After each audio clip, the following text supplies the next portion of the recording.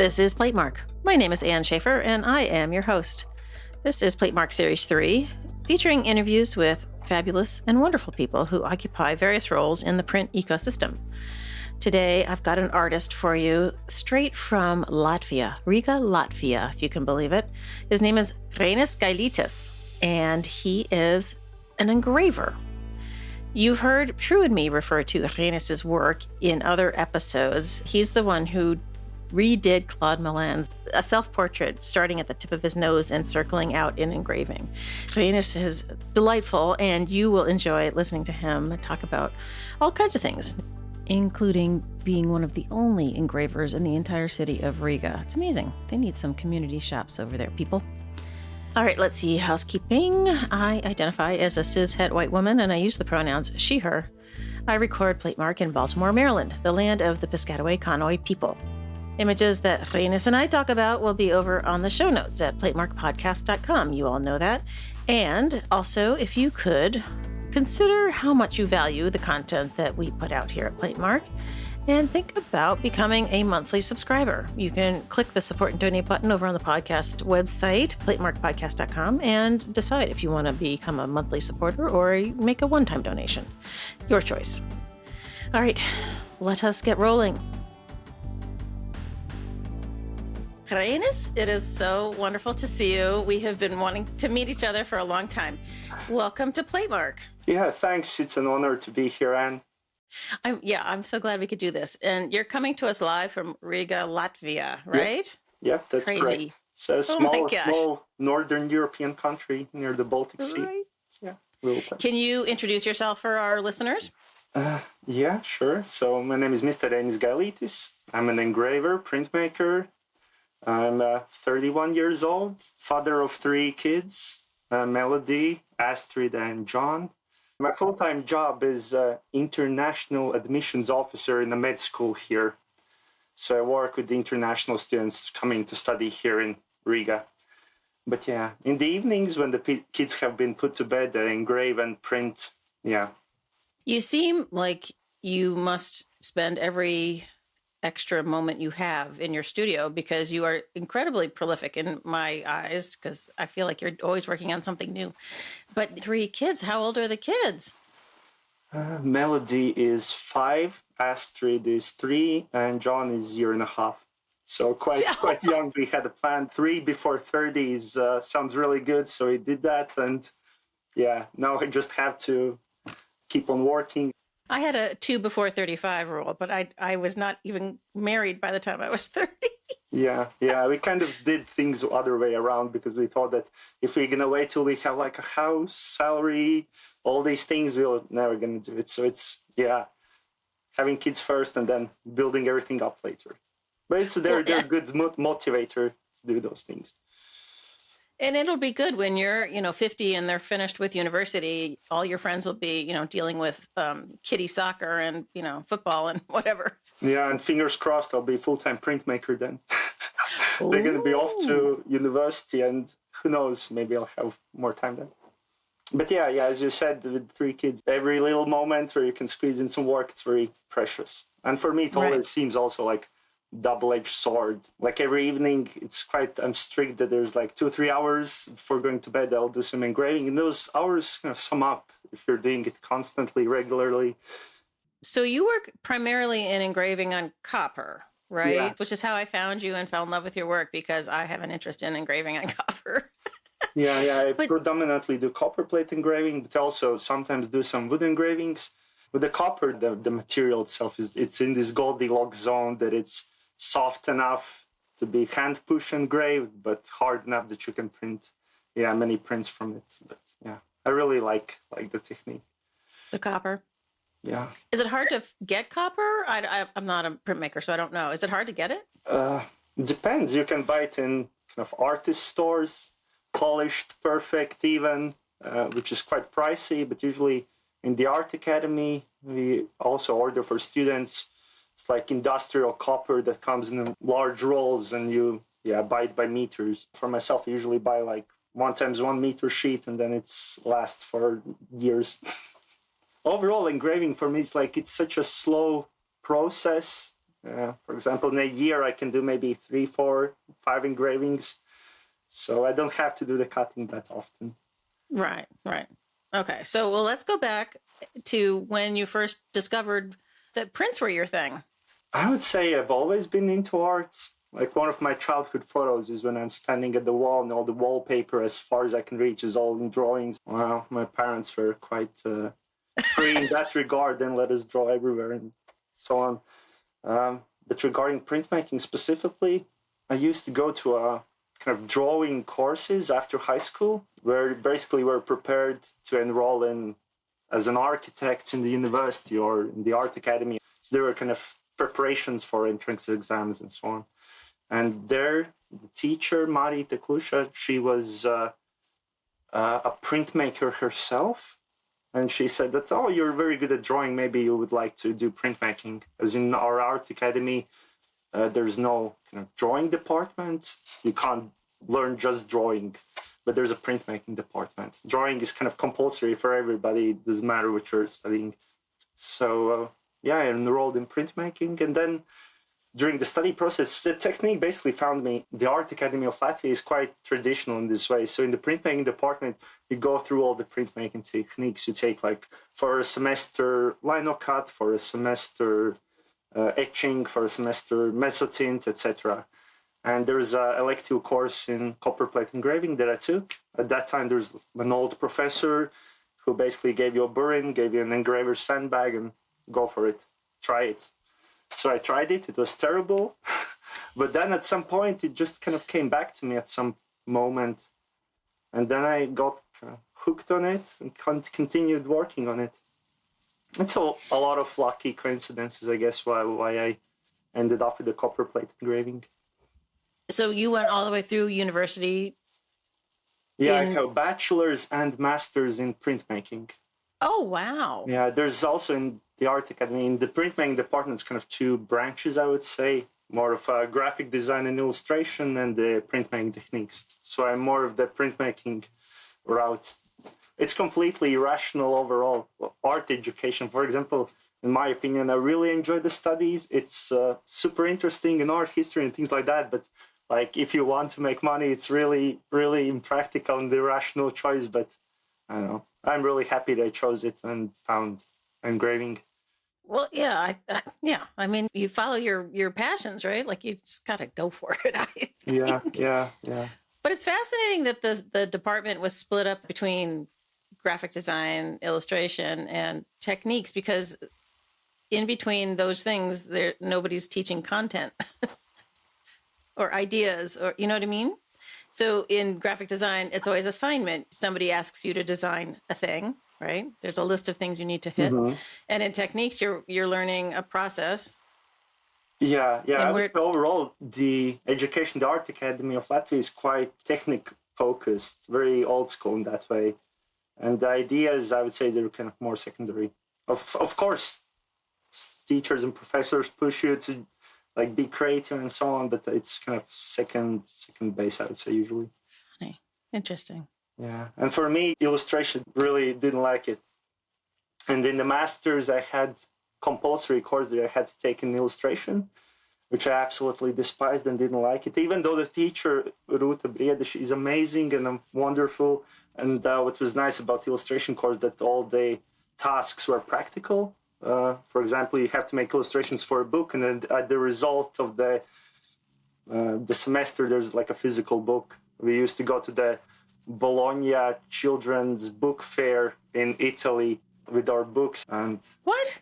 Yeah, we used to write a project to Latvian Ministry of Culture, and they financed our trip to Italy. So wow. We looked at like different books from other publishers. But yeah, the course was really nice. Partially because of the teacher, Ruta. It's a reason why I could do printmaking also right now after graduation. Because usually when you graduate, she kind of remembers, oh, there's these students who are good in these types of illustration. So she connected me with one job after graduation for illustrating Latvian alphabet of culture, which was a book with 106 illustrations, I think. And I did it full time for 2 months. But at the end of the project, I got enough money to buy a small etching press, the one that I have here. Yeah, I can print now from home for past 5 years since I graduated. So wait, so you're trying to say to me that in 2 months you made more than 100 illustrations in engraving? No, not engraving. Oh, thank God. But yeah, it needed to be in the style of old wood engravings. Okay. But yeah, because there's no need to print them like in the technique, I kind of simulated the effect on computer. So okay. all the illustrations were all like that. But yeah, even with that, it was a big endeavor. Yeah, basically for every single letter of Latvian alphabet, there had to be 3 illustrations plus additional illustrations. So it's, I think it was 106 total. Oh my gosh! Wow. But yeah, at the end of the project, the book was exhibited in the UNESCO main building in Paris, France, with other different exhibition materials and things like that. But yeah, it was a cool project. Got to go to Paris with that and got an etching press. Nice. Everybody needs an etching press. Have you ever come over to the States? No, not yet. Maybe someday. Maybe someday. It's on your list. Yeah, it's a long trip. And also with kids, traveling is difficult. I don't want to leave them alone at home, but yeah. Yeah, from my university, from my main job, I get to travel here and there to some educational fairs and representing the university. But yeah, for summary also, I have my main job in the med school as an international admissions officer. Then I engrave in the evenings when the kids are asleep. Then I also teach the copperplate engraving course in the Art Academy of Latvia once a week. So currently I have 8 or 9 students, and I have a class tomorrow morning. So I'm trying to get them infected with the engraving bug. Is it working? I think one student, I think last year, bought some tools afterwards and started engraving something at home. Yeah, but yeah, it's a very difficult technique. Not many people pick it up. As my friend Ezra Heller from US said it very well, that copperplate engraving is conceptually the simplest technique, as you're basically just drawing, making black line, but technically the most difficult one. So it's kind of on the both ends of the spectrum. Oh yeah, I never thought of it that way. You're right. Yeah, I don't think people pick it up lightly, or after they've tried it once or twice, they're like, "No way in hell am I doing this." Yeah, for my students, basically the goal is that at the end of the semester they can engrave some lines. If they catch that feeling, can start controlling the tool, and that's already a big win for me. Because at the beginning there's a lot of slips and mistakes. And can you describe what happens? Because I think I always tell people I'm a lover of engraving, but I'm not sure that we've ever really sort of gone through the motions. Like, how do you manage to control it? It's going to be difficult for the listeners to maybe get a hang of it, but how it basically works, there's the burin, the engraving tool, and the plate. And what students usually do, they start engraving very steeply, and the burin just like digs in and they can't push it forward. So you have to like put it down that it kind of connects and then start pushing, and at some angle you just start feeling that it starts gliding along the plate and curling this burr in front of the graver. But again, if you put it too flat against the plane, it can slip out. So you have to find this like right angle to start engraving. And once you get a feeling of it, then it goes pretty smoothly. But students usually try to put a lot of pressure in it, and then it's a struggle for them. Yeah, so it's the pressure is the problem. Yeah. I would say pressure and the angle how you start engraving. Yeah, once you get a hang of it, it shouldn't be a lot of force to engrave. Well, that was my next question. Like, it's, a hater always makes it look so easy in those videos of him doing it, and he's kind of just going along doing these loop-de-loops. And I'm thinking it just can't be that easy. It's not. It's just a lot of control and practice and getting the kind of feeling of it. You just have to feel the material, have to feel the tool. And also with the engraving, once you get a hang of it, the disadvantages of the technique sort of become advantages. how can I explain it? Engraving is very slow, very kind of methodical, and like cutting away line by line. But because it's difficult and because there's this material resistance, also allows a lot finer things to be engraved. You can start controlling the tool in ways that you can't do with the lino cutter. Do you have one of those multiple line engraver things? I think I have, but they're predominantly used, I think, for wood engraving. And also for wood engraving, they're not that...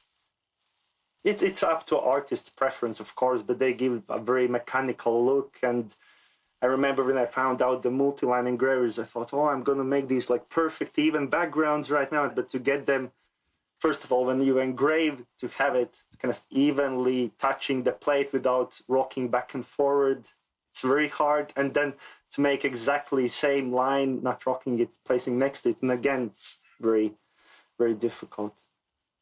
So with the multiple, you would get a line that might increase or decrease in width as you're going, depending on if it's rocking? It's basically like engraving with 6 gravers at the same time. And also you have to put a lot of force on engrave with the multi-line engraver. It's hard to have all the 6 gravers touching the plate at the same time. Usually like one side is touching them more and the other one's lifted slightly and things like that. So it's hard to get it cutting all of them at the same time. Huh. Yeah, multi-line engravers are difficult. For some specific uses, they're nice, but in general, quite hard to use. Yeah, it sounds better in theory than in practice, I guess. Yeah. It's usually, students also find multi-line engravers and like, oh yeah, I know I'm gonna make these like crazy effects, but once you try it, they're not that useful. So, how do you get the even spacing between your lines? Do you mark it out and use a ruler, or are you just eyeballing it? Yeah, it depends. You can do both. You can use a ruler for like for larger areas, but you can also do it freehand. A ruler comes more useful in like large backgrounds. And also there's a tool that I haven't used, but I have. It's called half-tone rake. What? Half-tone rake. I think it was also used previously, but so similar like multi-line tool, but instead of engraving, you're pulling it, and also kind of make parallel lines like that for backgrounds. Is it like a roulette sort of a thing? Not really. I'll quickly show you again for watchers. Not gonna be. Oh, that's okay. We'll have you take pictures of everything. Oh my gosh. Yeah, it's not going to be in focus, but basically... It won't focus on it. Yeah, like a multi-line engraver. Huh. It's very fine. Yeah, I'll take photos of it. Yeah, It's you hard. can't even see. Oh, I see. Okay. So are there sort of teeth? There's a rake on one end. I see. Okay. Yeah, it's on both sides. Yeah, different lines per inch, I would say. Different. Yeah. One is finer, one's not that fine. They have. So sometimes you need some tone. Do you aqua tint with spray paint? How do you get tone in your prints? For copper plate engraving, everything is linear. All the effects you're achieving by lines. And what I found by looking at a lot of old engravings, that for backgrounds, there's like this really, really fine gray line. So for a long time, I was trying to achieve this line effect. So basically what I found at the end is that it is not engraved, but it's basically a dry point in the copper plate that has been sanded off. So it's not really engraved and not really dry point. It's a very shallow line in the plate, but without the dry point burr. Yeah, basically prints as a very fine gray line without, this kind of soft edge. Huh. Yeah, I have printed some sample engravings where the stages of a line is depicted in the engraving process. So I'll show that to better illustrate it. But yeah, in old engravings, a lot of the times you can see this difference between foregrounds and backgrounds. And it's clearly distinct, which has been this, somebody has to coin a term for that type of line that is not a dry point, that is not engraved. But for backgrounds or foregrounds, it's clearly visible what has been engraved and what has been sort of scratched. Right. I mean, scratched is really basically what you're saying. But Yeah, it is dry point. If you're pulling a point, even if you've burnished off or scraped off the burr, right? I mean, it is still dry point, really, yeah, technically. I guess so. Just doesn't really look like a dry point Well, in the print. right. But some artists like to use it without the burr, I think. I mean, I feel like if somebody took me to task on that once and I was like, what do you mean? You're purposely scraping off the burr? He's like, yeah. Yeah. So that's yeah, partially what I'm also doing with engraving is that sort of visual archaeology, I guess. I look at old engravings and try to reverse engineer and try to achieve these different effects with different success rates. Sometimes Right. I succeed, sometimes not. But yeah, it's sort of like putting out a hypothesis how it might have been done and then trying recreating it. Right.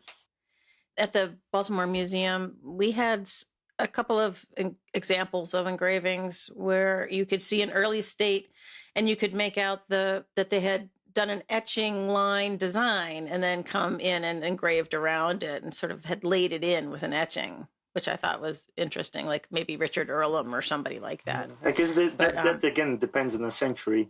Yeah, if etching was invented, then probably yes. If it's earlier than that, then it's something well, of else. course. Yeah, yeah. But yeah, You at some think, point, yeah, they were like combining them and doing these things. right? So who would be among your favorite engravers of olden times? It's a difficult question because I'm not really looking at particular engravers. I'm looking at particular engravings that I like.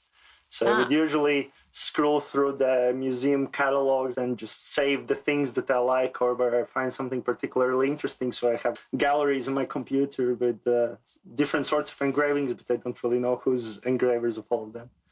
oh, Goltzius, funny. yeah, for sure, is one of Sure. them. Like I think Hans Muller or something like that. Basically, for me, my favorite time period, I would say, is this 17th century, late 17th century engravings, because that's something where I can look at and, oh, if I would try really, really hard, I could manage to maybe come close to that. And I think with some engravings, I am approaching that level sometimes, but in later centuries where it becomes very mechanical and basically humans become printing machines and engraving from morning till evening, that time period is not that interesting to me because I can't see myself doing that, at least not Ah, now. It just seems humanly impossible to get such a fine fidelity, but these late 17th century engravings, those are my bread and butter. I really like those. yeah. No, I like the Mannerist engravings myself. Yeah, Mueller and all those guys. They're so good. Yeah. But when it gets to the later periods of the reproductive engraving and everything gets so fine as to look photographic, and I mean, even then, if you zero in on just like a coin size area, I can still get blown away by the patterns and how they managed to make flesh look like flesh with just line. I mean, it's crazy. Yeah, they're technically very impressive. I agree. I have many books also with these like old, like even like 18th, 19th century engravings where it was more of a stylistic choice, not kind of from production cause, but like, oh, we're gonna choose engraving for this book because it's just so beautiful. And yeah, they're incredibly fine. I agree. You can also, that's one of the things with engraving.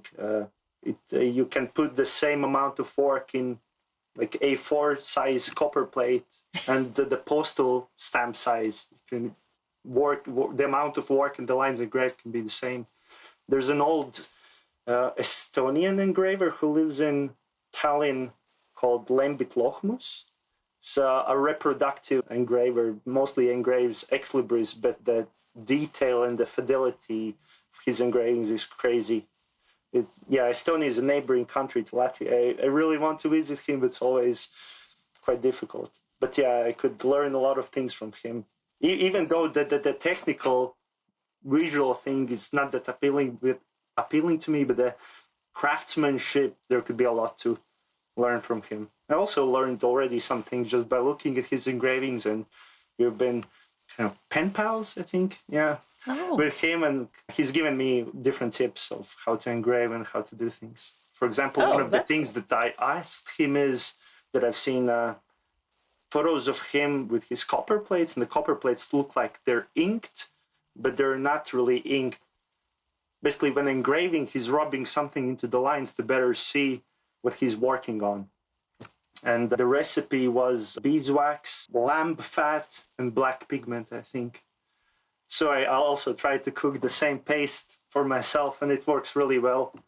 It's not abrasive.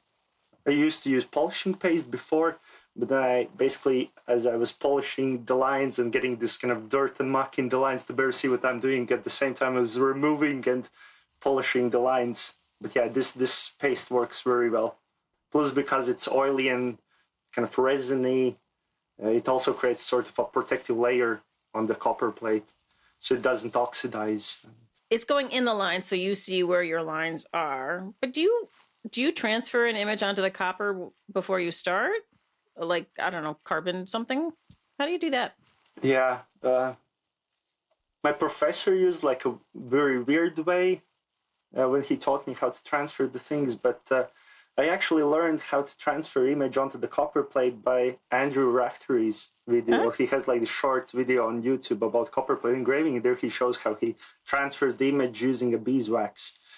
So I use the same kind of method when I transfer my images into the copper plate. How it basically works, copper is very kind of polished and shiny, and you can't really draw on it or can't do anything. You can with markers, but with older mediums like graphite or pencil, you can't draw on mirror, basically. So what you do is that you heat up the copper plate and melt a thin layer of beeswax onto the copper plate. Then you let the beeswax dry, and you take a pencil drawing, lay it on top of the copper plate, and then burnish it from the other side, and the wax kind of captures the graphite particles. Oh, you don't have to retrace it or anything. You have to retrace it. Oh, okay. Yeah, because it doesn't leave a permanent mark on the copper plate. If you would start engraving, you could rub it off. So you have to retrace everything with the dry point. Okay. That's what you also see in old engravings with these process prints, that there's these gray outlines and then engraving that's done on top. Right. Yeah, but the process is super nice. I really like it. Whole house smells like beeswax when you're melting it. And but sometimes for students, it's also the method that you can transfer images onto lino cuts by acetone print. So you just take laser print and transfer it onto the copper plate or lino or something. That also works for copper. Can you just smudge off the toner ink? No, you can't really. No? Yeah. You take a laser image, then you take like a strong paint solvent like acetone, and with a wet rag with acetone or some paint solvent, rub it from the other side of the laser print. And then what it does, it basically melts the laser toner and it kind of sticks onto the copper plate. Oh, okay. But that's kind of quite harmful way how to transfer images. I still print with oil-based things, but I changed the solvent. I used to use turpentine for solving things, and then Ad, who was a visitor on your podcast, said that, Reinis, what are you doing? Turpentine is neurotoxin, it's melting your brain cells. Use vegetable oil and vegetable-based solvents. So I switched to that. And it's way nicer, actually, than using harmful solvents like turpentine. It works just as well? Yeah, it works just as well. Maybe not as quick. And afterwards, you have to rinse the plate under water with some dish soap to remove any kind of oily residue. Yeah, but it works very well. I have a lot of questions. That's great. And one of them has to do with how did you, well, I'm thinking of your self-portrait with your phone that's after Claude Mellan's The Sudarium of Veronica. So, like, how did you even approach it? A, how did you get the idea? And two, how did you approach, did you draw the whole thing, or did you just sort of how did you do it? Yeah, that's a good question. I would say I don't consider myself really an artist. I'm more of a craftsman. For me, the technical aspect is always also more important than the idea. I know it may be wrong and it should be vice versa, etc. But for me, engraving is the part that I like the most about the process. And thinking of what to engrave is like, I just want to get faster through that process and start engraving. Also, printing is something that's, I really don't like printing, but engraving, that's the thing that kind of eases my soul and that I like the most. And how I get to that, I would say with a lot of engravings, it's sort of smoke and mirrors and illusions, and it's like magician's trick. And for me also, the more I learn, the more I do it. I don't know, it might ruin the magic of engraving for somebody to know how they did all these things.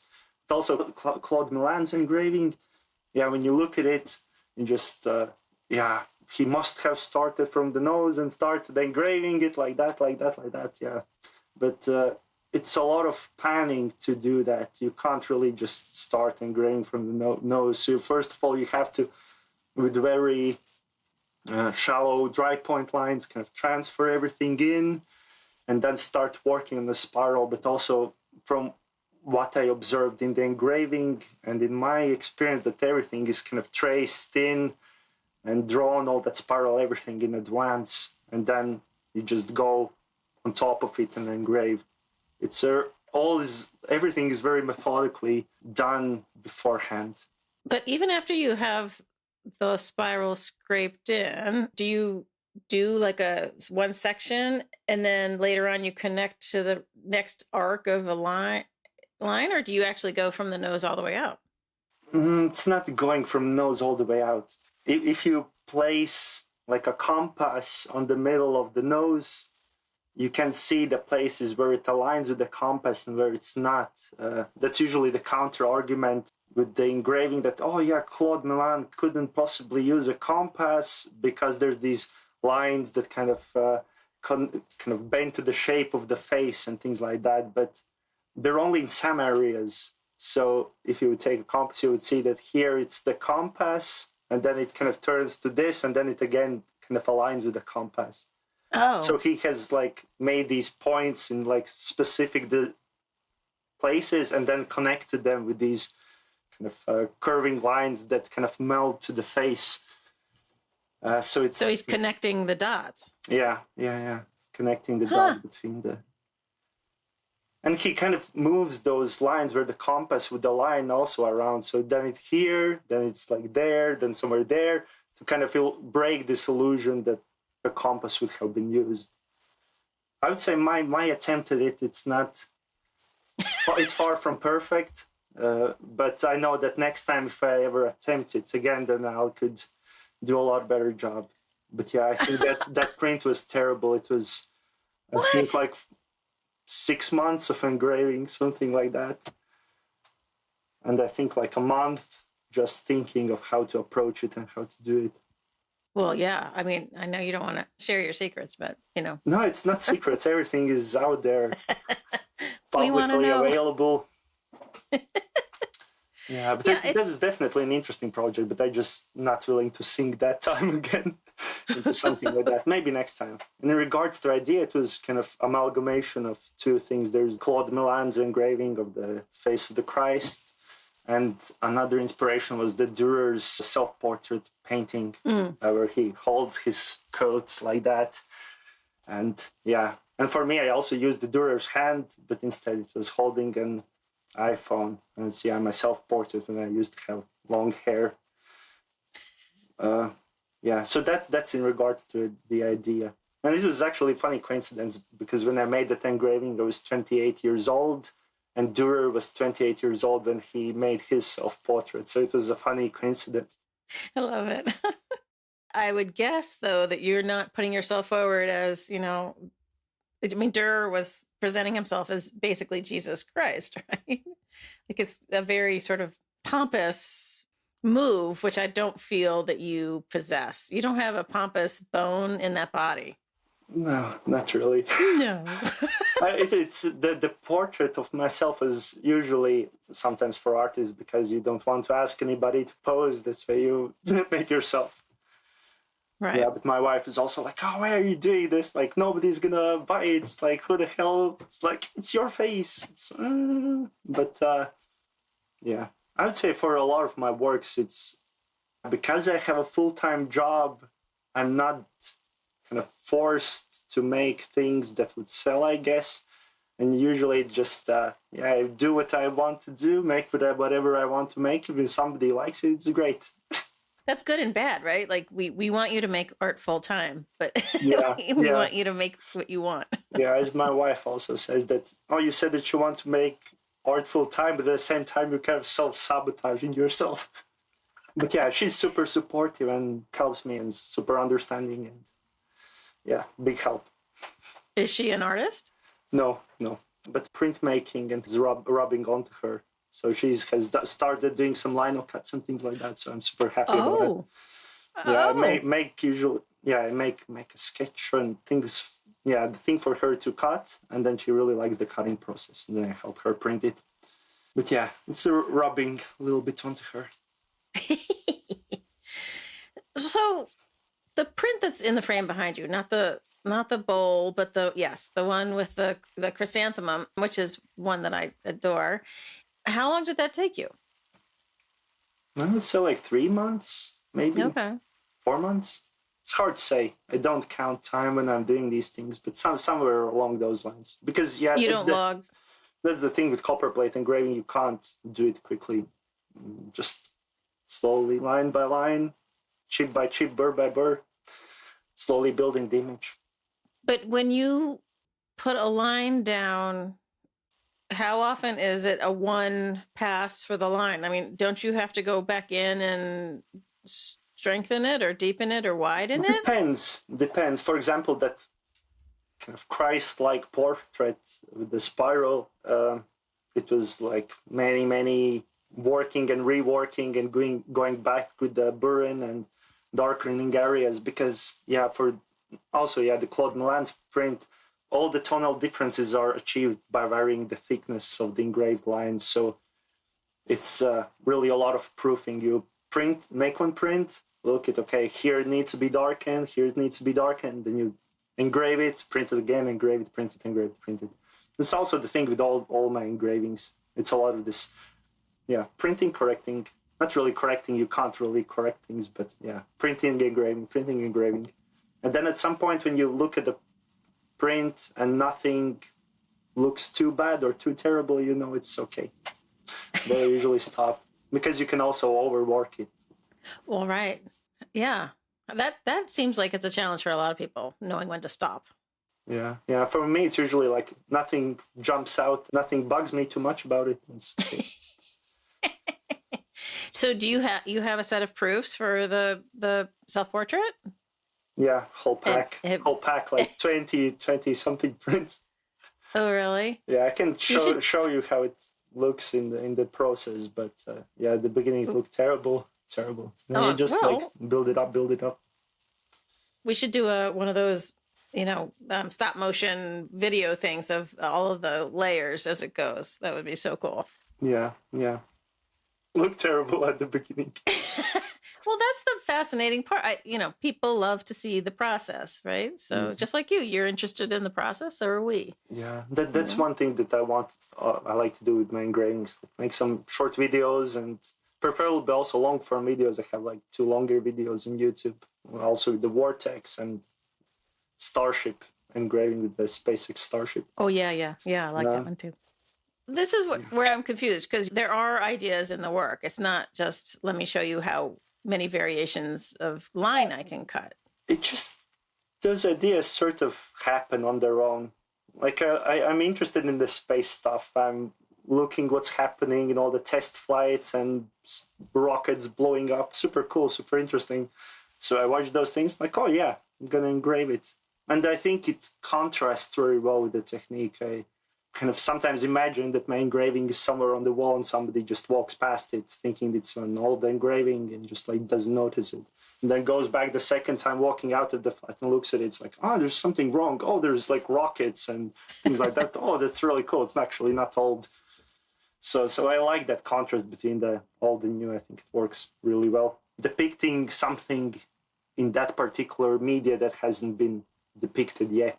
Yes, I think it makes total sense. It's what the photography people would call the punctum, that one thing that jumps out and says, wait, hold on, let me look again. What would have to happen for you to be able to do this full time?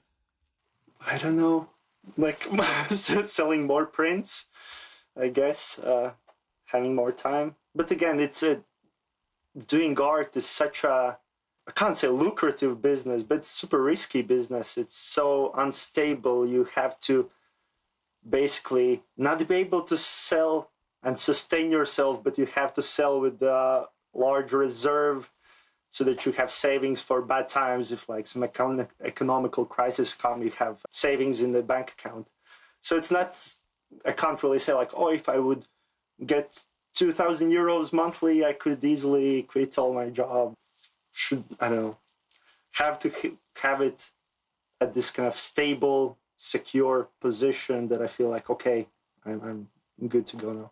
My course mate in the art academy, Viviana Maria Stanislavka, once made this very nice comparison that overall, not only printmaking, but making art is the opposite of professional sports.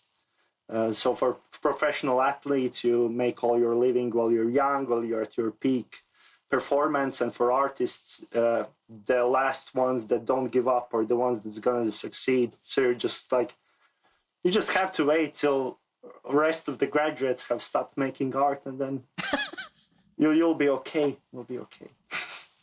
So I don't know. I'm here for the long game. Engraving is something that I just love, can't live without. Yeah, I don't know. Maybe my wife's gonna be angry if I say this, but my wife sometimes says, when I say to my wife, "Oh, I love you more than anything," my wife usually always gets back to me like, "Yeah, you just say that you love printmaking more. I know that something happened to me. You could move on, but if you would lose printmaking and engraving, you wouldn't be able to live without it." Don't want to admit it, but it's sort of true with engraving. Yeah, it's really something. If I have a lot of work, if I don't get to engrave in the evenings, it's you really get depressed, and it's I don't know. With the episode with the Sue. Oh She gosh, also yeah, Suko. talked about it when you engrave that you lose everything around you, and so that's it. Yeah, that's Well, I really. was just going to ask you, what do you think about when you're doing it? Do you listen to music, or you're just, I usually do you know have you're some there? podcasts on and things Okay. like that. I really enjoy listening to things. But yeah, basically your mind wanders. You're at complete peace, and also for engraving, it takes a lot of focus at the same time. If you're worried or something, you have some stress inside. Also, the tool can slip. You can make some mistakes, so you have to be kind of zoned in on that. For example, when watching a told engravings, I really like looking for mistakes. Notice somewhere that there's like a slip somewhere. Then I imagine what happened with the engraver. Maybe he was engraving, then a cat jumped on the table or something, startled him. But there's several things that I love with engraving. One is this kind of zoning off, disappearing in the process. Another thing is that the learning curve, it's incredibly steep learning curve. And it's something that you can learn and get better on and better on till the day you die, and you'll never be excellent at it. There's always something that you can improve on, make better lines, tighter lines, more detailed engravings, etc. There's this quote from Hokusai. I think that kind of summarizes it also. The one I'm paraphrasing, that all my work till 50 is useless. Then at the 70, I'm gonna start making like work that I'm satisfied with. At 80, I'm finally gonna make work that I'm happy with. And that's like goes on and on and on. At 100 years, then it's gonna be my best work. And with every stroke of my brush, I'm gonna be able to capture the essence of wind and blah blah blah blah blah. So for me, it kind of feels similar also with the engraving. That it's can always get better. It's something that you can practice for your whole life. Yeah, keep on working on it. In school, were you a person who needed to get an A or 100 on everything? No, no. No. I'd say it's a good student. Like, yeah, but not the A+ student. I'm sure you were a good student, but I'm just thinking about my friends who were the A+ students. They never were good enough. There's always something to reach for, like you're saying with engraving. And then there's those of us who are fine being an A- B+ student because it was good enough. And so I just was wondering if, like, this reaching for the stars with engraving had anything to do with a slight perfectionism in you. I would say it's not perfectionism. If you would look at my engravings, they're not perfectionist engravings. There's slips and spots, and plates are not perfectly inked and not perfectly wiped, and I think that's some charm of it. Yeah, there's this argument that every single print of the edition has to be exactly the same. My professor, one very old professor, he said, like, in the olden times where there was a printmaking exhibitions, you had to send 2 prints to the exhibition, and both of them had to be identical. That shows your skill as a craftsman, that you can make a proper edition. For me, every print from the edition is slightly different, and I think that's the charm of it. That's why it's handmade art, hand printed. Yeah, it's more life to it. I like all the mishaps and scratches and slips. So I would say I'm not perfectionist in that regard, but I try to do the best job that I can and try to step up every time. Kind of give some technical challenge for me. Basically, Right. A lot of my engravings, they start with some technical challenge or some effect that I want to achieve, and then the idea follows the thing that I want to try out. Oh boy. I think maybe me at one point in my life, thought of making prints as this thing, one thing, but the printing versus the making of the matrix is so different. Like you would never make it as an editioning printer in a workshop Yeah. because it's just not in your wheelhouse, really. But and then there's people who have no interest in making doing the carving or whatever, and it's like there's just can be such a big divide between them. It's fascinating Because they're completely different jobs. That's why there used to be division of labor. There's the illustrator, the publisher, the printer, etc., etc., etc. Nowadays, I don't have that privilege. I have to do everything myself. Maybe if I was like recognized artist and all the works would sell before I made them, then I would definitely, one of the first things that I would do is like, oh, take the plate and print it. Yeah. Yeah, but I know, sometimes it's nice to print, but if I have to print a lot, one after another, it's not for me. But one of my professors gave me a very good tip about printing editions, especially for intaglio, because it takes such a long time to print a single piece. I think for me it's like 30 minutes, 40 minutes, sometimes an hour, depending on the complexity of the engraving. Is that for editioning, I have like a notebook where I write, for this print, I have that and that printed. So I basically have plates stashed, and if somebody orders something, I take it out, print it, put it back in the drawer. Only bad thing about that is to remember how to print that particular plate, because each of them has their own kind of, oh, in this little spot it has to be wiped more, and maybe a little less pressure for this particular plate. And yeah, maybe at some point I'll start to have to write now the notes in the same book, how many have been printed, with how each of the plates have to be printed. Oh, I think you should. True keeps notes like that when we're printing his plates. And also it takes at least one to get the plate sort of warmed up, and so you spend an hour doing one that's not going to be worthy of the edition, and so then if you're doing only 3 a day, you're kind of wasting paper, which is expensive, and time. It's just time. Yeah, it's a lot I try to get it right the first time. Oh, I don't use an hour. It sometimes works. I'm getting better at printing also. It's constantly kind of learning things, how to better rub the ink in the lines. For example, I have this kind of soft leather dabber whom I really kind of thoroughly rub it in, and usually works the first time. Yeah, we use the leather dauber thing, but it's still, I mean, and his plates are pretty massive, so it's sometimes, I don't know, and there's often a long stretch in between the time that we're doing a Saturday 3 prints, and then a year later we'll do Saturday 3 prints. Yeah, but he does the same thing as you with the only making them as they're needed. I think that would be something listeners who aren't artists might be surprised by. Is it's rare, I think, particularly with independent artists like yourself who are doing it yourself that you would do the whole edition at one time and have them sitting in a drawer. Yeah, I usually have Doesn't a happen. couple of each in stock, but yeah, I usually print if necessary. Because again, copper plate engraving takes, like, for me, 3 months to make a single piece, and then I would say, like, oh, see you after another 6 months while I print the whole edition. I want to get back to the engraving process as fast as Oh, right. possible. Oh, gosh, right. You have to stop production if you're, oh boy. Yeah, You need yeah, some help. yeah.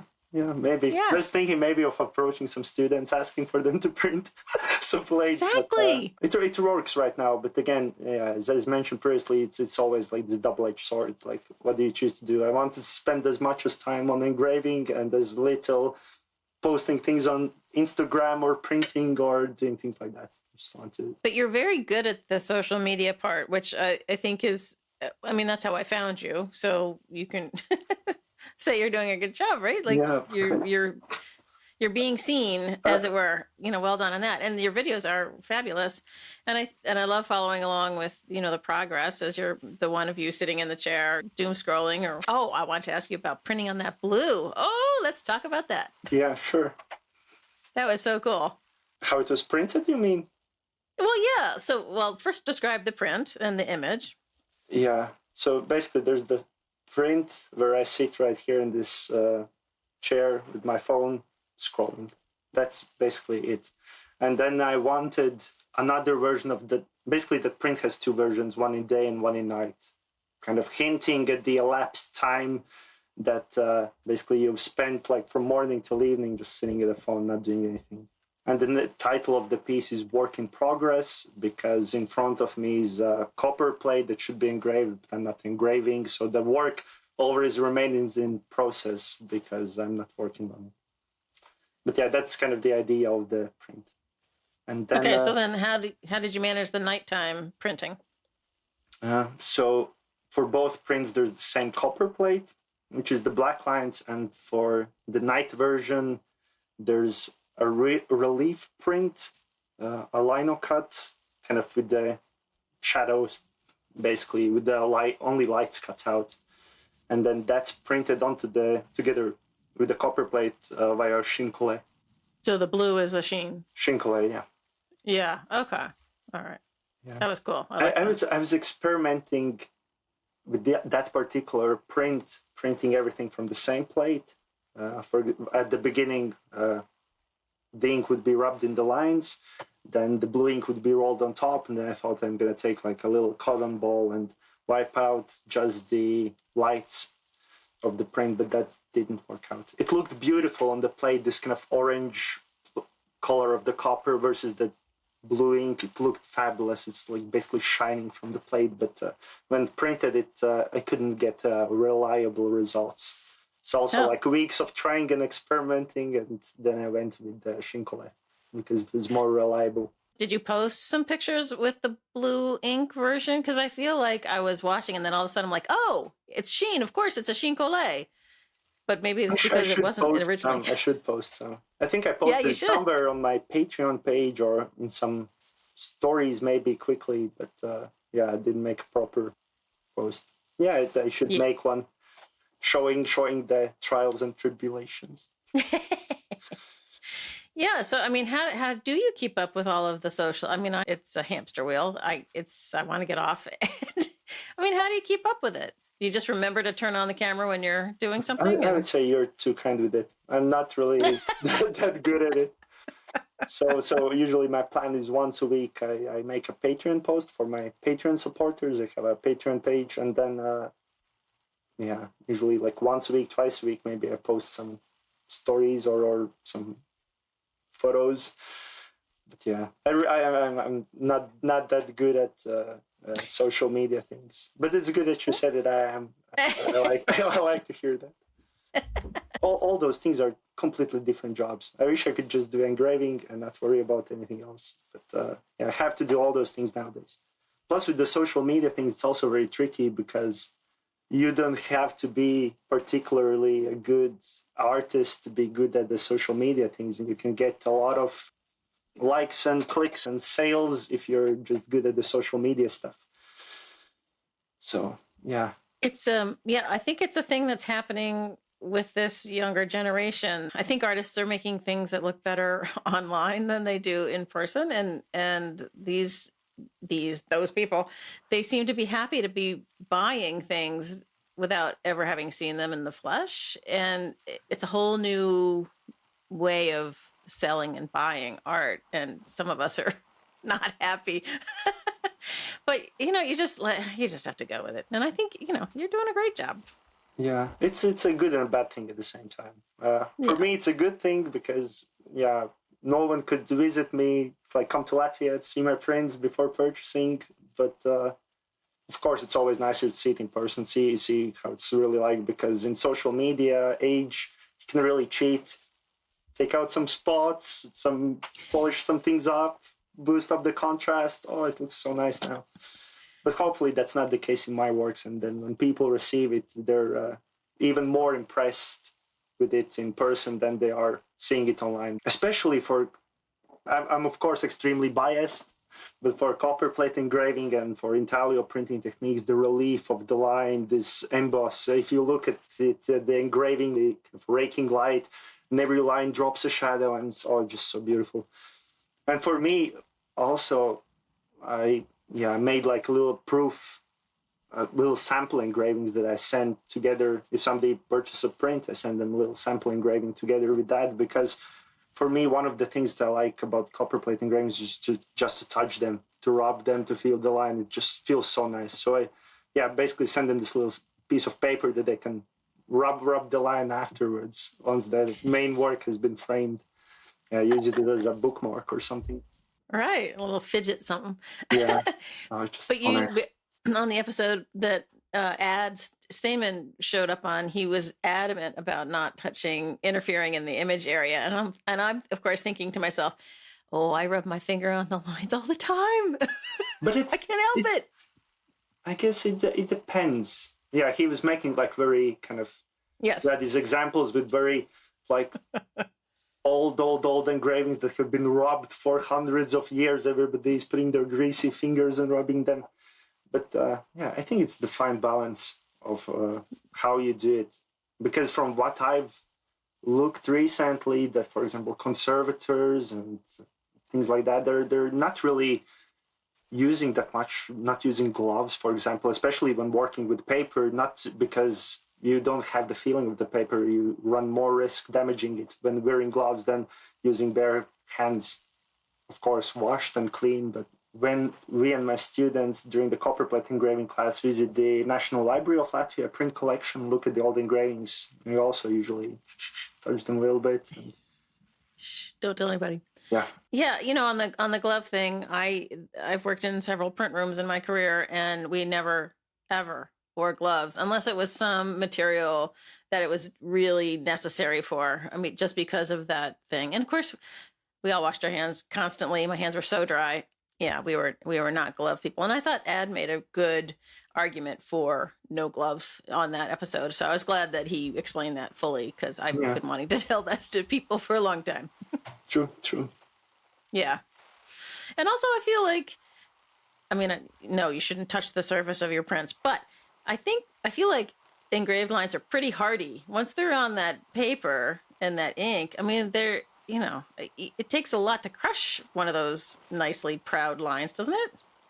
My engravings haven't been on this planet for that long to testify how long they will last, but I would say they're pretty sturdy. Yeah, I would and say. and Ad also dabbles with making his own pigments. So I have a tube of ink that was graded by Ad and sent to me, and that ink was specifically prepared for copperplate engraving, and the pigment is coarser and wipes super easy from the plate, and overall super nice to work with. And yeah, that line, because the pigment is rougher, it feels so nice to touch. Oh, it's just wonderful. I wish we could I wish we could make like a huge tin with that ink, but yeah, he said like, oh, for that little tube, I grounded ink for 8 hours or something like that. It's like, be super cautious with it. Only use it on special occasions, and Oh, yeah, savoring it. oh my God. Yeah, Oh, but that's that's funny. making pigments is also something that maybe I would like to look into more in the future. Would be interesting. But again, it's the priorities and finding times to do these things. Sure, of course. But you've played with the beeswax thing. Do you play with other, well, you never, do you make etchings ever? Do you play with hard grounds and things? Etchings, Nope. that's partially a reason why I like engravings. Maybe I'm a control freak or something, I don't know. But with etchings, lithographies, I know as a professional, you should be able to control all the aspects of the printing process. The plate should come out exactly as you intended, etc. But for me, it was always, oh, you didn't degrease the plate properly, and there's like some little spots and smudges after biting, or for litho, there's oh, the acid was too strong and all the halftones are gone and things like that. For copper plate engraving, I really like because it's just so simple. It's you and the tool and the plate. That's it. You see immediately everything that you're engraving. You see how the line's going to look when it's going to be printed. If there's some mistakes, mishaps happening, there's nobody else to blame but you. So that's, yeah, really love engraving. Shortly. Engraving I and love wood it. engraving, both of those things are super nice. The good thing about wood engraving is that there's letter presses and you can quickly print, for example, the whole edition. You don't have to print everything yourself. I found a letter Oh, press, basically because you don't printmaking. have to, because you don't have to re-ink the thing. It's an automatic It's an roll automatic of the thing, ink. just put in pages. We don't Right. have a letter press here in Riga, though there is one. There is one in the Art Academy and one for exhibition purposes in the National Library. But I found a printmaking place in Tartu, Estonia, again, neighboring country, but there's a printmaking museum and they have also a printmaking workshop and they have some letter presses. So for the last wood engraving, I just sent them the block and they sent me back block with the prints. So it was super nice that I didn't have to print them myself. Oh, perfect. Yeah, of There's course, there's always these like advantages, disadvantages. Maybe I'm thinking like, oh, if I would print everything myself, they would be crisper and nicer. And but you have to do trade-offs. Yeah, it saves a lot of time. It's worth it, even if there's like some smudges or some imperfections. well, but the printers all have their own sense of professional pride. Like they don't want to send you back smudgy prints either, right? Yeah, yeah, correct. But it's interesting in the States. I feel like in Baltimore anyway, there must be 6, 7, 8, maybe even 10 small studios that have their own letterpress, and they're all doing wedding invitations, and in addition to other art projects. But there's tons of you can turn around and hit a printer here. Like they're everywhere. Not the thing in the EU, I would say. Maybe in Germany or in Netherlands or there, Huh. but at least in Latvia, there's no. I would say there's almost no printmaking culture here. Everybody is just like paintings and paintings. Printmaking is not that popular. Weird. Though historically there's been a lot of printmaking. I think there's like Gutenberg printing workshop and there's like books published here and things like that. But like Middle Ages and stuff. But yeah, right now, yeah, printmaking is not that popular. But I personally think printmaking is something that more people should be doing. It's so handy for selling your work, for shipping your work. It's like perfect medium. Yes, for sure. I bought a print of yours, and it came over the seas in a tube, and there it was. Yeah. Yeah, it's crazy. So good. Well, so I mean, I feel like would it make sense for you to move into a more full-time art teaching position as opposed to being in the med school Again, admissions end? that's a very good question. That's something not for me to decide. That's the art academy. But also one of my silent hopes is if I get more hours in the art academy, then maybe at some point, if I get the opportunity, I would transition and do that. Because that's majority of the sort of full-time artists do, that they teach in an art academy or something in some Exactly. university and then do their own stuff on the side. So if I would substitute the med school part with the art academy, it would be great. Yeah, usually also in universities and art academies, you don't have to be there from 9 to 7. Usually you have your lecture, course time, class time, and Hmm. you can work on your things. And possibly a sabbatical. Yeah, I'm not Yeah, that maybe. familiar with the sabbatical concept, but I from what I understand, it's in the States that you get signed with the university for sabbaticals that you get paid for the university but don't go to university, right? Yeah, so if you're a full-time tenured, which means they can Yeah, never fire you, yeah. basically. If you're a professor, after a certain number of years, you can apply and get a sabbatical, and sometimes it will be just a half of the year, or sometimes it's a full year.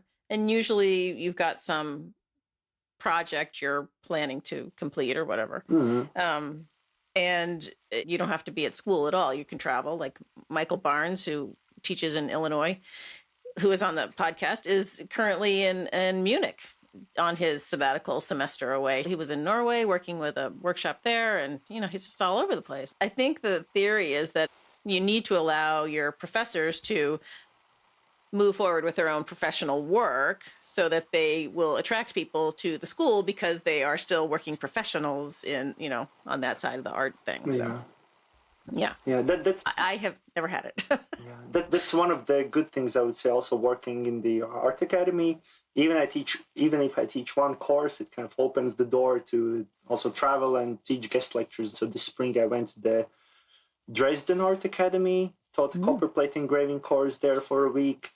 And then prior to the COVID pandemic, I had an invitation from the University of Porto to teach a course there. But then the pandemic hit and I never got back to the people, but I should go there also at some point. So yeah, that's one advantages of teaching also in the university, even if it's just like a little bit, it also opens some doors. In the States, Andrew Raftery is kind of our top of the pile engraver person. And of course, there's other artists too. James Ellers is one who was on Yeah, the podcast. yeah. And there's others, obviously. Are you it in Europe? I feel like that can't be true. Who? Oh, no, there's all those guys in France. Eric Demazier and Jacques You can Muron. get me in touch with those guys in France because there's not that many engravers I know in the EU. Yeah, there seems like a pocket of them in France. Yeah, Interesting. there's one friend of mine in Italy who's engraving, then the Lembit in Estonia. But there's some here and there, but it's the least popular of the printmaking techniques, probably. Yeah, it really suffered in that late reproduction era, I'm afraid. But Yeah, I mean, that was haters' whole thing, was trying to bring it back into the kind of common usage, and he did for a minute. But I think I don't know if it's intimidating or it takes so long to get good at it that they just give up.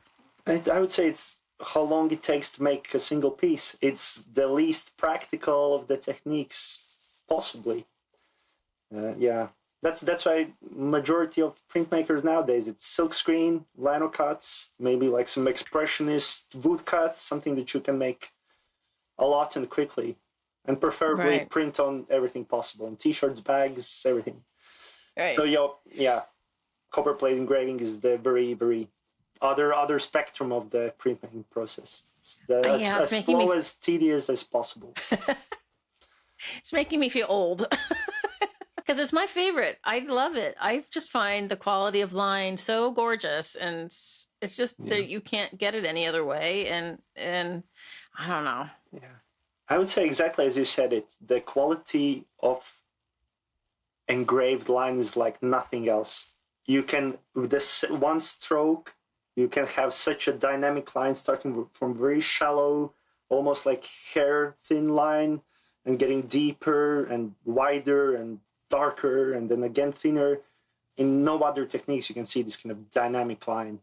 You can sort of like in a lino cut or a wood engraving, but it won't have this kind of emboss and the richness and as copper plate engraving. Yeah, for example, for Yeah. etching, it's just you put it in a bath and it's going to be the same width throughout the line. And if you want it somewhere darker, then you take it out, block it, put it back in, and etch it again. But you won't have this dynamic line for a single line. It's something that I would say only copper plate engraving has.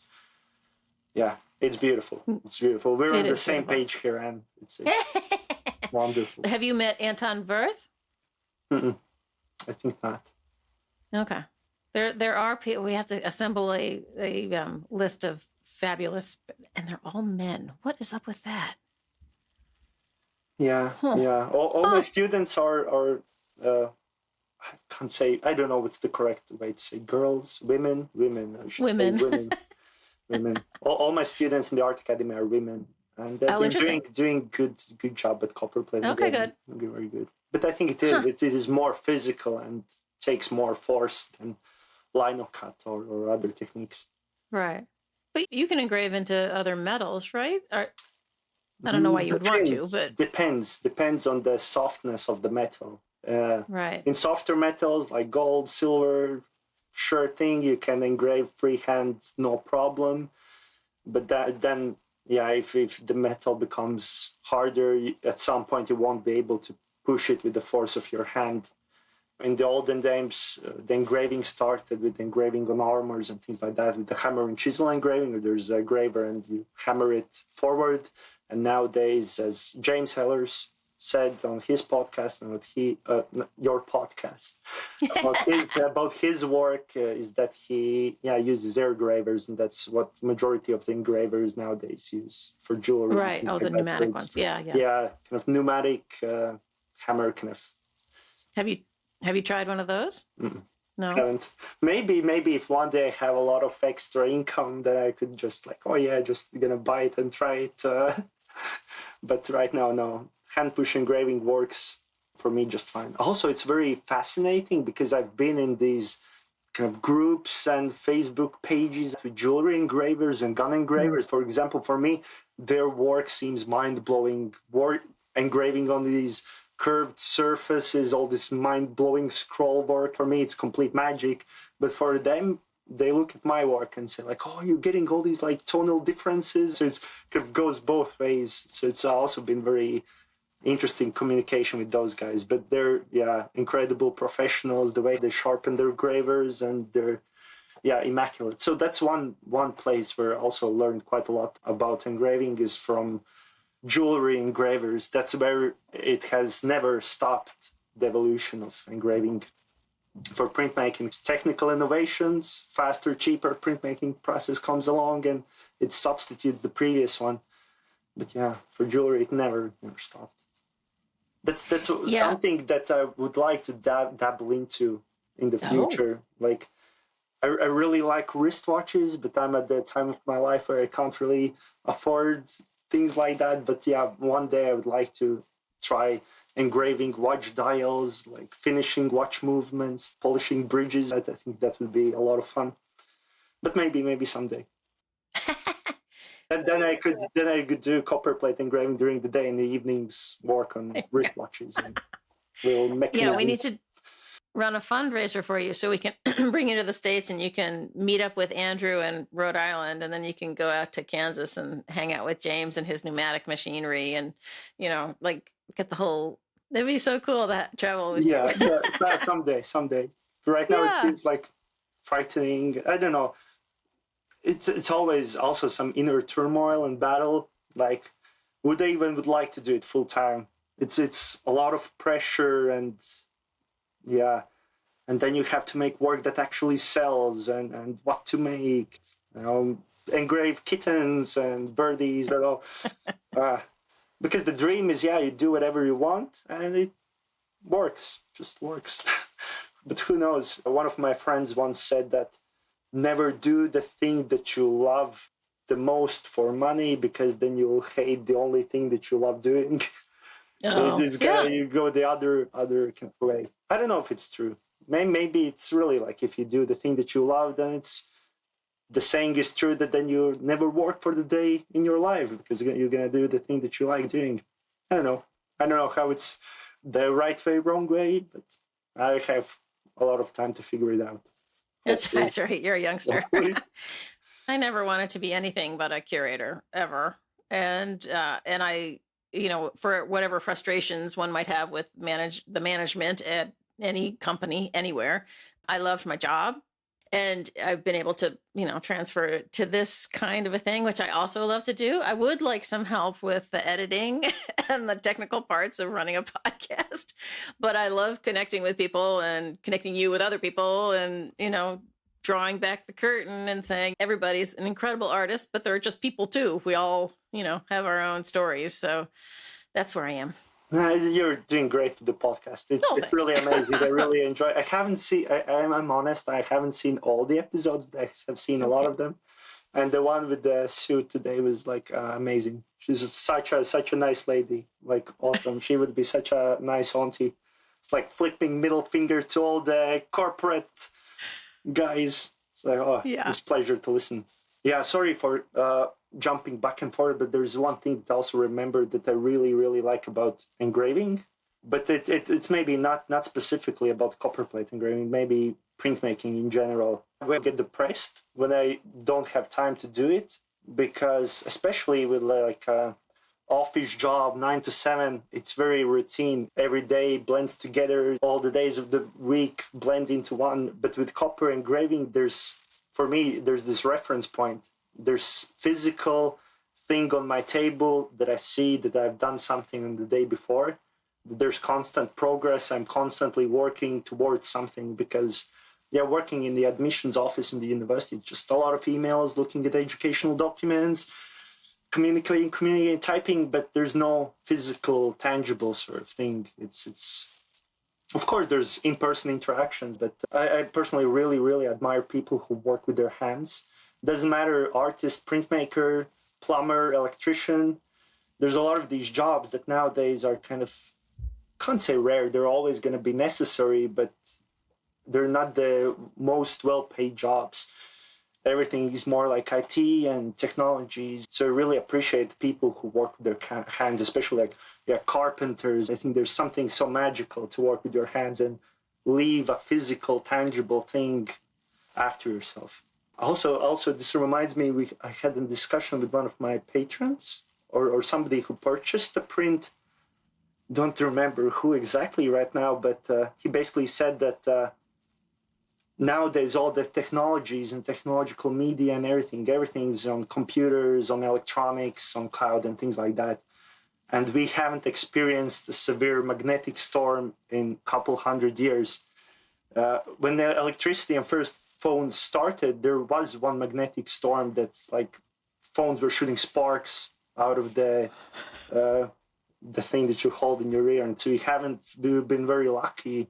But in theory, if like very severe magnetic storm hits, all the data, all the electronics gone in a single beat. So he said that in a way, you're making with the copper plate something physical that's going to be left over when everything else is gone. In theory, if you pack the copper plate in plastic in dry place, it can stay there for thousands of years. And if somebody discovers it, could pull it out, print it, and see how people were living or what the society was like, etc., etc. So that was also a very interesting thing that we talked about, leaving something permanent, physical behind you. I totally agree with you. I like paper and I like a book, and this idea that people aren't going to publish books anymore physically. I'm like, wait, that's a mistake. Because of your point. But I think it's already proven wrong. Books are selling. Records are selling, vinyl is selling. It kind of goes, everything is like a pendulum. It becomes more technological, more craftsy, and Yes, indeed. Yes, there is a clear pattern of it. My last question for you is there a time at which you can foresee that it will be very difficult for you to keep doing it at the pace you are? I would say it's not that tiring on the hand, actually. It feels very calming and soothing and easy and relaxing.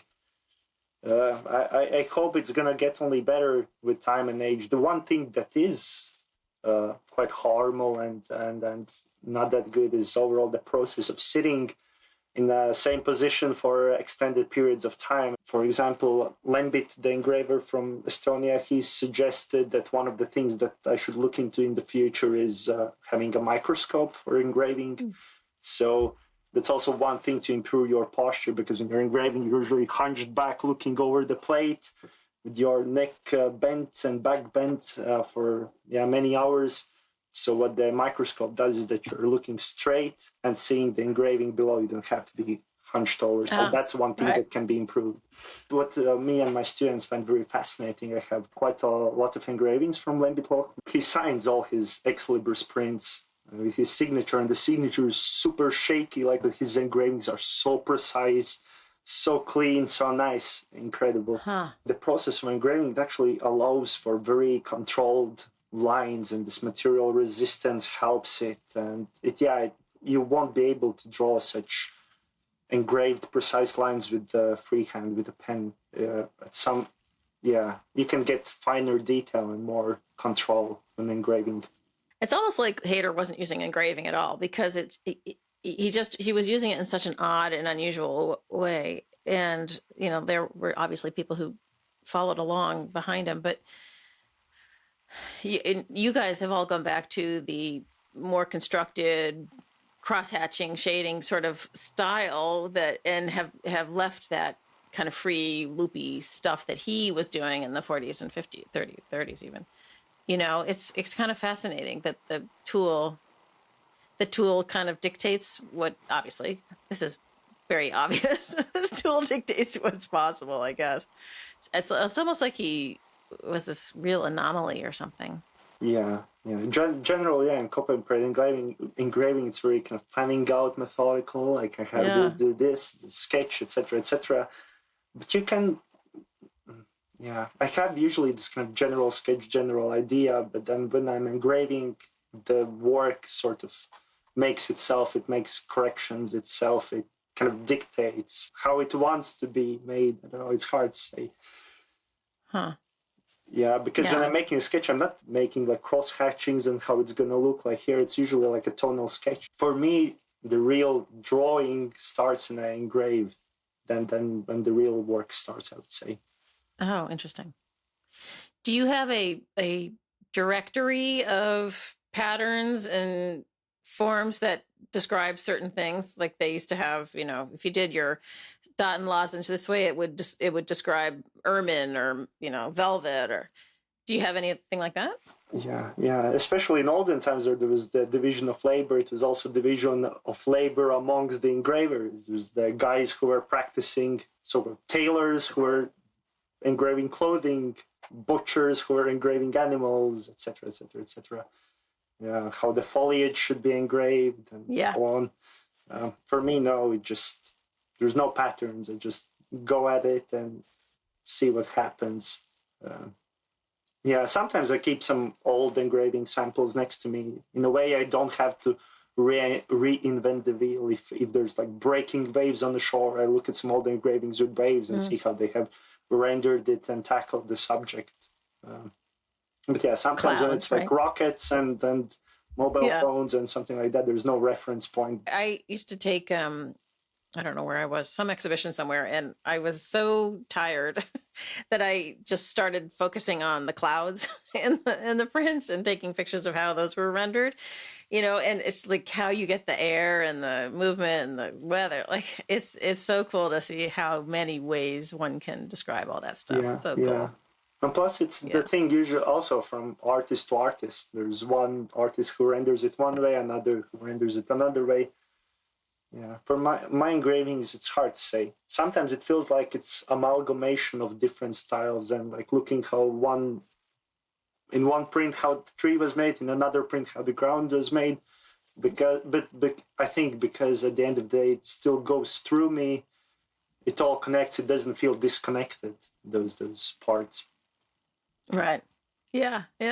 Your Patreon, how many people you got in there? I have to check. 30 maybe. Yeah, that's great. 32. Yeah. It's a little bit of stable income from month to month. It's a good backbone. It covers the materials, the papers, the inks, things like that. And in return, they get the prints. From patron side, it's very, I would say, I hope that they receive a lot of value from it, because there are some patrons who have all their walls just with my prints.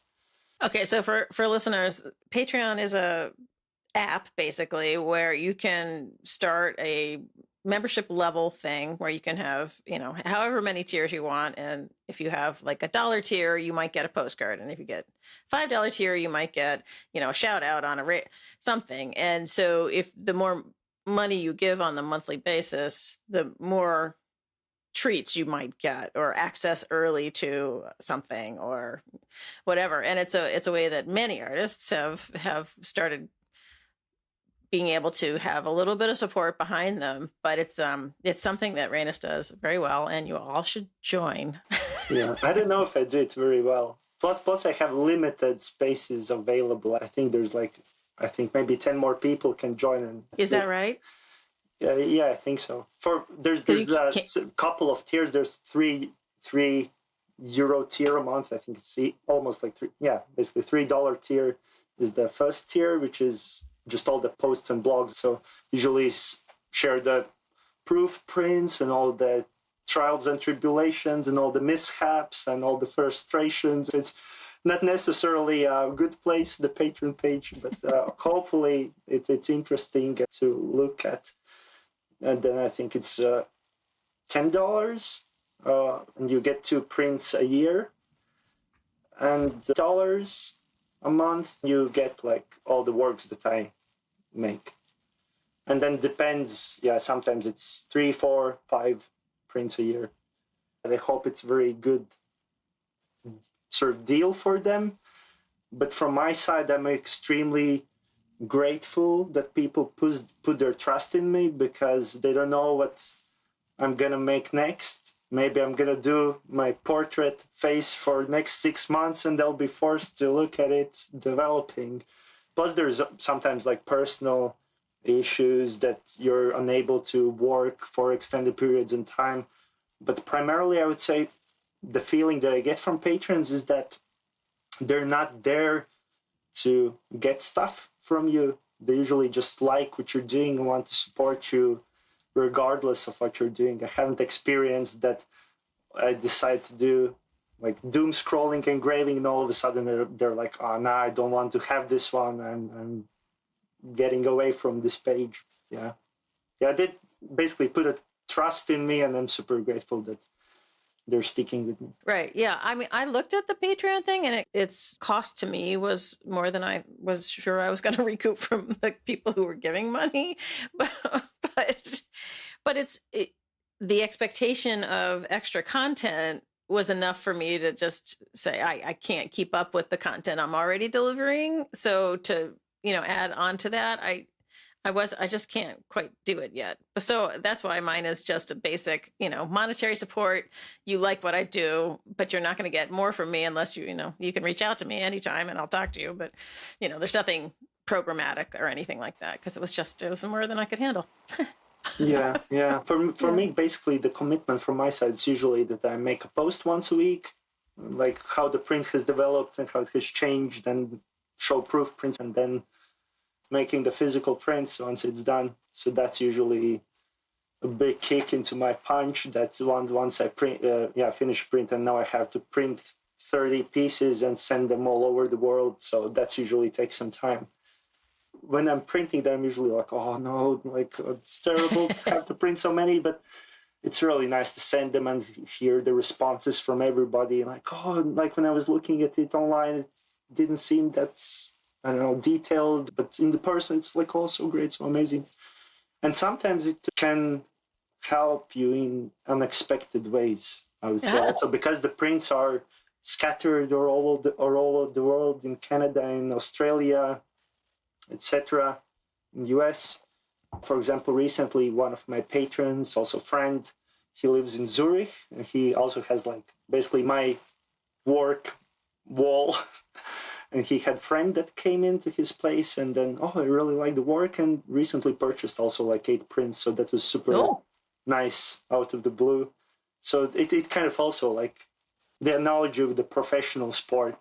I'm just like putting more works out there, and hopefully more people see them with time.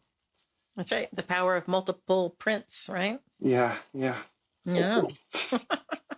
Is there anything we haven't talked about that you want to talk about, or should we? What do you think? What do you want to tell the world? No What do I want pressure. to tell the world? Buy prints. Get into That's right. printmaking. Appreciate printmaking. Because Yeah. printmaking has this extra layer that no other art form has. The one thing is that there's just the visual thing which you look at, and then if you know how the print is made, it's sometimes like mind blowing, like how a person in this particular technique can achieve this effect, how a person who makes etching can make it look like, I don't know, woodcut or whatever. There's this extra layer, peeling off the layers. It's so delicious. Printmaking is so nice, so delicious. I don't know. It's amazing art form, and I'm super happy that all the things have aligned in my life, that I got to learn these things and practice these things. It's all such a coincidence, but yeah, I never regretted it for a moment. Yeah, printmaking No, is magic. You probably feel the same way. I do. Uh, Pencil drawing, painting, it's just the medium on paper or on canvas. There's not this spectrum of things. It's yeah, mind blowing. Plus people are all the time reinventing things, coming up with new things, having their own author techniques. The electroplating type etching, that was amazing. I got in touch with, sorry, I forgot the name. Jason. Jason, yes. I also wrote to Jason, and that's Good. really like, previously you asked me about etching.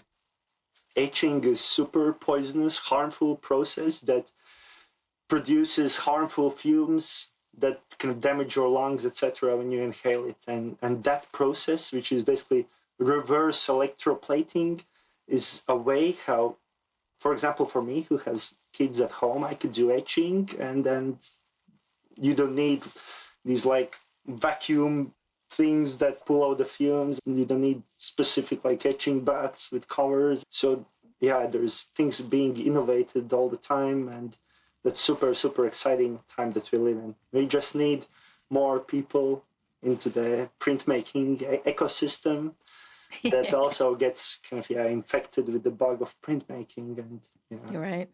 but yeah, Yeah. that printmaking demands from a viewer also things. You're just not consume, but you also have to learn to get the most out of it. I was hoping that you had listened to the episode with Jason Shula, because I found his story about, well, I have seen it, and I was there visiting in the early days of his research, and it was so cool, and the lines are so fine, and I think you would just be like a duck to water, as they say here in the States. Yeah, I yeah. mean, I think it was such a great area of expansion and experimentation for you. I think it would be great. We have to go to Kansas. Yeah. I was thinking of maybe writing and applying for Jason's print research You should. thing, but I probably wouldn't get funding to come to the US. The topic of all the discussion, this print and environment and cycles of life. Yeah, I wrote to my friend Ezra Heller in the US, who makes his own pigments and all his research about pigments, and he collects like burnt wood and makes pigments out of them. And he already been in touch actually with Jason, and he's maybe going to be participating. So that's super cool that everybody's connected with printmaking. Well, there must be something similar in excuse me, in the EU, but there's these conferences between MAPC, which Jason is doing, and then the Southern Graphics Council International. There's just these moments where all these people, hundreds of people are there, and everyone talks the same language, and everybody's excited about, like, it's you get so much excitement and energy from it, and you definitely need to come. I We should don't get know you if there. such conferences, print conferences, happen in Europe. I think it's, at least I haven't heard of them. Maybe in the UK, but not really, because in Europe everything's kind of localized in their own little communities, in their own little towns, cities, their own communities. I think in US everybody is the same language for all the continent, Well, basically, true. and That is true. yeah, Yeah, that it helps a is. lot. Yeah, exactly. All right. Well, maybe we Thanks, should Sam. That's Wrap it up. Sure. It was very nice to talk to you. You if too. you ever need something from me, let me know. Thank you. Yeah, Latvia has never been on my radar in any way. I confess. I had a friend who was Estonian once. That's as close as I got. But it's great to have a connection there because I love the way you're working and I love the work itself. And I think you have a great future. Yeah, it's overall, there's no print culture here really. It's Oh my gosh. if it wasn't for the age of internet, I don't know, I'd probably be alone making my works. Nobody would see it. But that's the plus of the age of connection, I guess, or disconnection. Depends how you look at it. Yeah, no, we definitely would not have come across you if it wasn't for the internet, for sure. Yeah. So it's Where did we come across? I think I posted something on on Facebook in some printmaking forum. That's cool. Cool that these things happen. I know. And then it turns out there's all these connections already, common acquaintances. Yeah. Yes, and I feel like I have a new friend. Yeah, for sure. As I said, I already feel like I know you, Anne. As watching all these podcasts. But yeah, then previously it was more like a parasocial. I felt like I know you. But yeah, right now it's official. We've met. That's right. Yeah, you can't get rid of me now. Yeah. Thank you. Yeah, welcome. Thank you so much for listening to this episode of Platemark with Reinis Gailitis. He is a delight, and I'm so glad you got a chance to listen to him and get to know him. As we said at the top, any images that we talk about are over on the show notes at platemarkpodcast.com. Also, you will find the support and donate button over there. Please consider becoming a monthly subscriber. It's a lot of work, and it's really just me here doing most of it, although I do have several people to thank. One is Michael Diamond for the use of his original music. Number 2 is Dan Fury of Extension Audio for being my sound guy. Thank God for the sound guy. Number 3 and 4 is Lee Turner and Skip Barnhart, who sent me sounds from their various print shops so that I could create the soundscape at the beginning of the podcast. I think that's it. We'll see you next time.